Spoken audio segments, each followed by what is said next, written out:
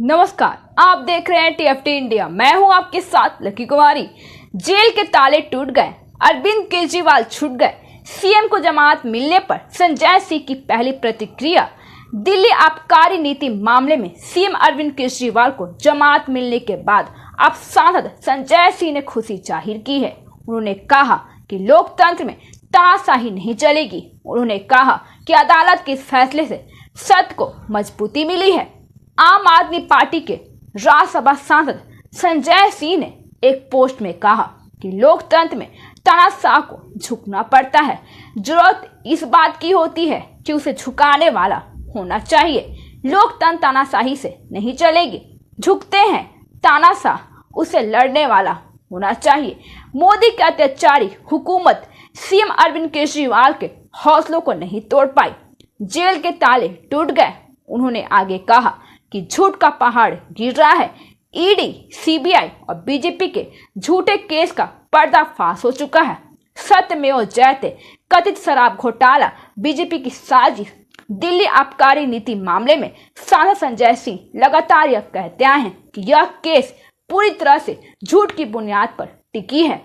ED, CBI व अन्य जांच एजेंसियों के पास कोई सबूत नहीं है। फर्जी मुकदमे पर आपकी छवि खराब करने और आम नेताओं को बदनाम करने के लिए बीजेपी की साजिश है। सीएम हरियाणा में करेंगे चुनाव प्रचार।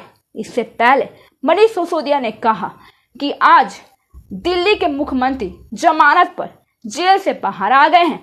उन्होंने कहा कि जमानत पर बाहर आने के बाद वो हरियाणा विधानसभा चुनाव में पार्टी प्रत्याशी के लिए धुंधार प्रचार करेंगे। उन्होंने ये भी कहा कि हरियाणा की जनता आपके खिलाफ साजिश रचने का करार जवाब देगी। उन्होंने कहा कि केजरीवाल की रिहाई की सिसोदिया ने बताया सत्य की जीत। एएपी दफ्तर में जश्न। बीजेपी बोली इस्तीफा में सीएम। पिछले 156 दिनों से जेल में बंद दिल्ली के मुख्यमंत्री अरविंद केजरीवाल को सुप्रीम कोर्ट से जमानत मिल गई है। दिल्ली सीएम को जमानत मिलने के बाद उनकी पार्टी एएपी में जश्न का माहौल है। केजरीवाल को बेल मिलने के बाद एएपी के सीनियर नेता मनीष सिसोदिया ने बीजेपी पर निशाना साधा है। जमानत मिली, लेकिन केजरीवाल की गिरफ्तारी वैध है या अवैध, ऐसी के जजों की राय अलग अलग। मनीष सिसोदिया ने कहा कि झूठ और साजिश के खिलाफ लड़ाई में आज पुनः सत्य की जीत हुई है। एक बार पुनः नमन करता हूं कि बाबा साहब अंबेडकर की जो सोच और दूरदर्शिता को जिन्होंने 75 साल पहले आम आदमी पार्टी को किसी भावी तानाशाह के मुकाबले मजबूत कर दिया था, वहीं दिल्ली के मंत्री सौरभ भारद्वाज ने दिल्ली सीएम को बेल मिलने पर कहा कि आज के अखबारों में बताया गया है कि करीब 40 लोगों को आरोपी बनाया गया था और आज सिर्फ 2 लोग जेल में बचे हुए। इसलिए जमानत मिलना तो तय है, लेकिन सुप्रीम कोर्ट ने केंद्र की जांच एजेंसियों के बारे में जो कहा वो केंद्र के लिए बड़ी आलोचना है। सौरभ भारद्वाज ने आगे कहा कि सुप्रीम कोर्ट के इस फैसले के बाद मुझे लगता है कि अगर केंद्र में थोड़ी भी शर्म है तो केंद्रीय गृह मंत्री को इस्तीफा दे देना चाहिए। सीबीआई गृह मंत्रालय के अधीन आती है। कोर्ट ने साफ कहा है कि देश की प्रमुख एजेंसी ने बदले की भावना से काम किया है और सीएम केजरीवाल की रिहाई पर दिल्ली बीजेपी चीफ वीरेंद्र सचदेवा का भी बयान आया है। उन्होंने कहा है कि जहां पे और कहां पे केजरीवाल को जमानत बेशक मिल गई हो, लेकिन उन्हें अब मुख्यमंत्री पद पर रहने का कोई अधिकार नहीं है।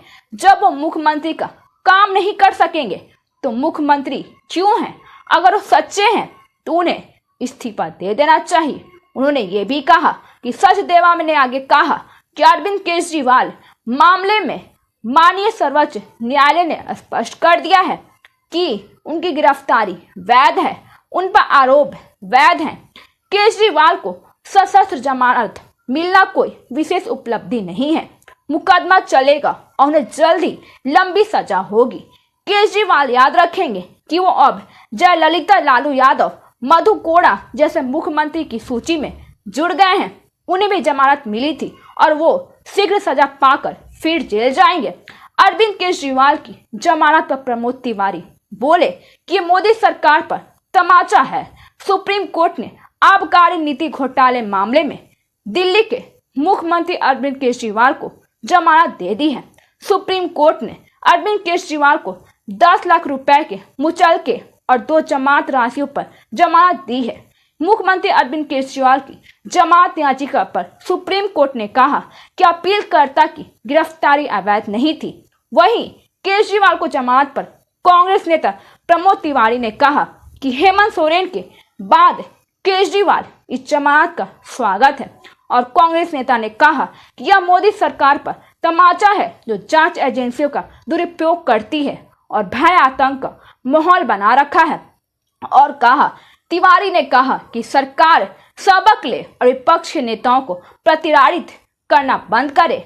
मुख्तार अब्बास नकवी भी बोले, जज जस्टिस उज्जवल भुइयां ने आबकारी नीति भ्रष्टाचार मामले में मुख्यमंत्री केजरीवाल को नियमित जमानत देने के संबंध में जज जस्टिस सूर्यकांत से सहमति जताई।